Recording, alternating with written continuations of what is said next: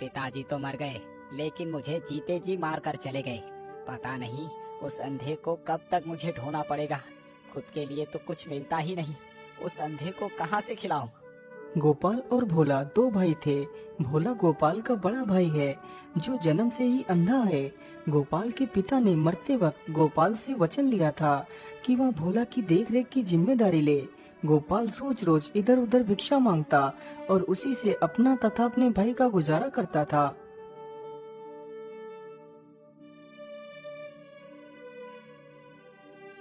अरे माताजी, कुछ खाने को दे दीजिए।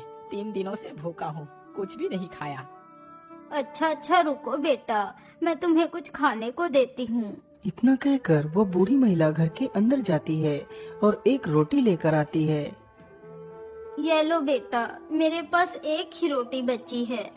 कोई बात नहीं माताजी, ये एक रोटी ही मेरे लिए काफी है। इतना कहकर गोपाल उस रोटी को ले लेता है और वहाँ से चल पड़ता है।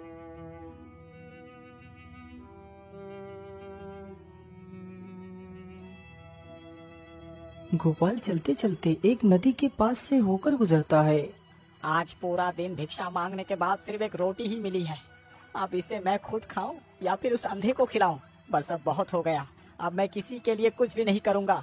ये रोटी मैं अकेले ही खाऊंगा। वैसे नदी तो पास में ही है, चलो यहीं पर रोटी खाकर पानी पी लेता हूँ, फिर घर जाऊंगा। इतना सोचकर गोपाल वहीं पर नदी के पास पड़े एक पत्थर पर बैठ जाता है और उस रोटी को खाता है। फिर उसी नदी में पानी पीकर वहाँ से चला जाता है।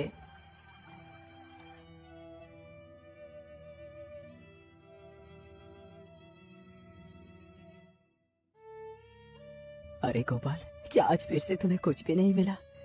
अरे भाई, कुछ मिला होता तो घर लेकर नहीं आता क्या? चलो अब चुपचाप सो जाओ, अब कल देखेंगे कि क्या करना है। अच्छा अच्छा, ठीक है गोपाल, तुम गुस्सा क्यों होते हो? मैं पानी पीकर ही सो जाऊंगा। इतना बोलकर बेचारा भोला पानी पीकर ही लेट जाता है और कुछ देर में ही वह सो जाता है। अब मैं क्या करूं? ऐसे रोज रोज छिप छिप कर खाना मुझे बिल्कुल भी अच्छा नहीं लग रहा। मुझे इस अंधे से छुटकारा पाना ही होगा, इसके लिए चाहे मुझे कुछ भी करना पड़े।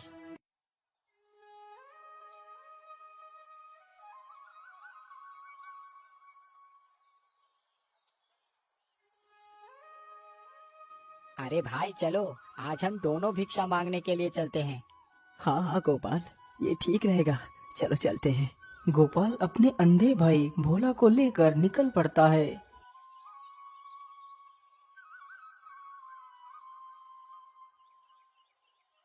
वह दोनों चलते चलते जंगल के बीच में पहुंच जाते हैं।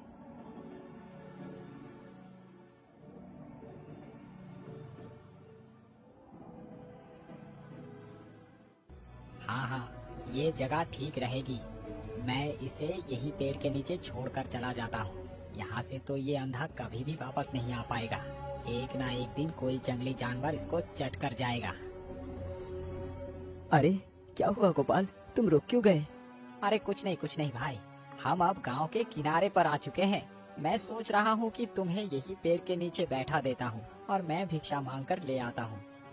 लेकिन गोपाल, यदि मैं भी साथ चलता तो हो सकता था कि मुझे भी कुछ भिक्षा मिल जाती। नहीं भैया, आप दूसरों से भिक्षा मांगोगे क्या? मुझे बिल्कुल भी अच्छा नहीं लगेगा, इसीलिए आप यहीं पर रुको, मैं अभी भिक्षा मांग कर आ जाऊंगा।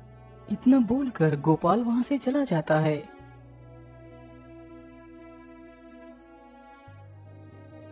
हे भगवान, आपने मुझे आंखें नहीं दी।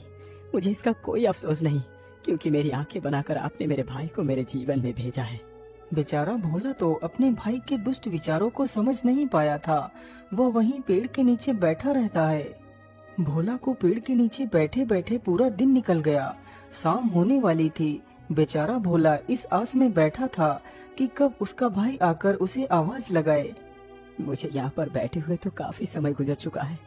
मेरे ख्याल से तो अब रात भी होने वाली होगी, लेकिन गोपाल अभी तक नहीं आया। कहीं गोपाल मुझे जानबूझकर तो यहाँ नहीं छोड़ गया? नहीं, ऐसा नहीं हो सकता। मेरा भाई मेरे साथ ऐसा नहीं कर सकता। अरे ये किसकी आवाज है? आवाज से तो लगता है कि कोई शेर मेरी ही ओर बढ़ता चला आ रहा है। अब मैं क्या करूं? मैं तो कहीं भाग भी नहीं सकता। मैं ऐसा करता हूँ, इसी पेड़ के ऊपर ही चढ़ जाता हूँ। इतना सोचकर भोला झट से उसी पेड़ पर चढ़ जाता है। कुछ देर में ही उसी पेड़ के नीचे ढेर सारे जानवर इकट्ठे होते हैं। क्या सभी लोग इकट्ठे हो चुके हैं? हाँ महाराज, सभी लोग आ चुके हैं। तो फिर बताइए टाइगर भाई, आज की ताजा खबर क्या है? महाराज, मैं ज्यादा दूर की बात नहीं करूँगा, मैं यहीं इसी पेड़ से ही शुरुआत करता हूँ। तो फिर बताओ, तुम इस पेड़ के बारे में क्या बताना चाहते हो? महाराज, आज की रात का समय बड़ा ही शुभ है।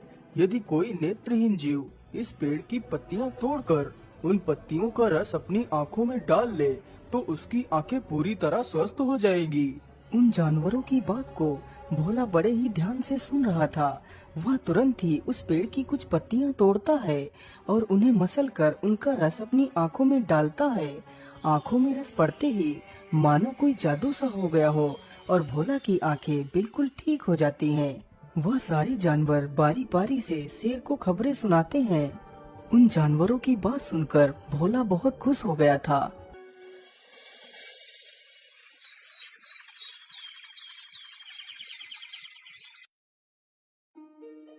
जैसे ही सुबह होती है तो उस पेड़ के नीचे से सारे जानवर जंगल के अंदर को जाने लगते हैं। कुछ ही देर में उस पेड़ के नीचे से सारे जानवर चले जाते हैं।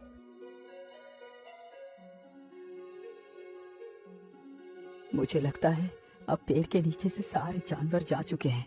चलो, अब मैं अपने काम के लिए निकलता हूँ। इतना बोलकर भोला पेड़ से नीचे उतर कर आता है और वहाँ से चल पड़ता है।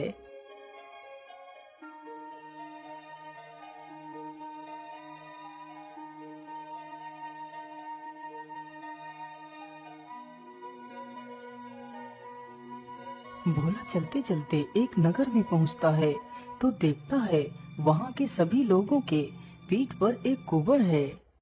हे ऊपर वाले, ये कष्ट अब और नहीं सहा जाता। इससे अच्छा तो हमें मौत ही दे दो भगवान। उस व्यक्ति की यह हालत देखकर भोला बड़ा ही दुखी हो जाता है। हे भगवान, जब छीनना ही था तो फिर क्यों दिया था? अब मैं भी जीवित नहीं रहूंगी। ये आवाज सुनकर भोला पीछे मुड़कर देखता है तो एक महिला रो रही थी जिसका बच्चा 2 दिन पहले ही मर चुका था। अरे भाई, जरा मेरी बात सुनो। हाँ हाँ, बोलिए भैया, आप क्या कहना चाहते हैं? भैया, मैं आपके गांव के बारे में जानना चाहता हूँ। आखिर यहाँ पर सब लोगों की पीठ पर कुबड़ कैसे हो गया?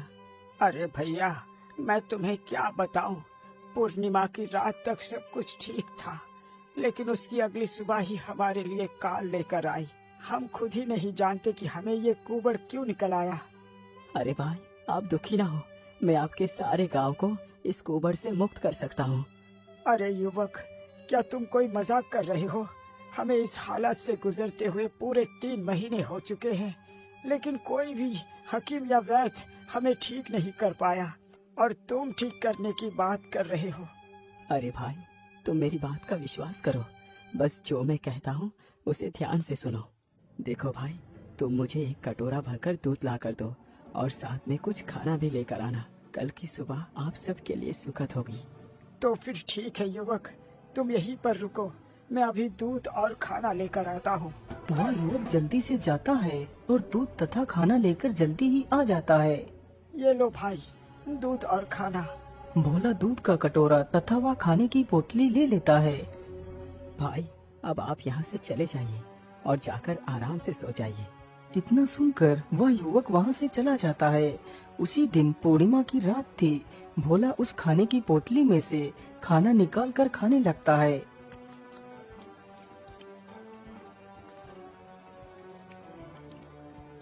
आहा, आज इतने दिनों के बाद खाना खाकर तो कितना सुकून मिला है। वैसे मैंने खाना तो खा लिया है। चलो, अब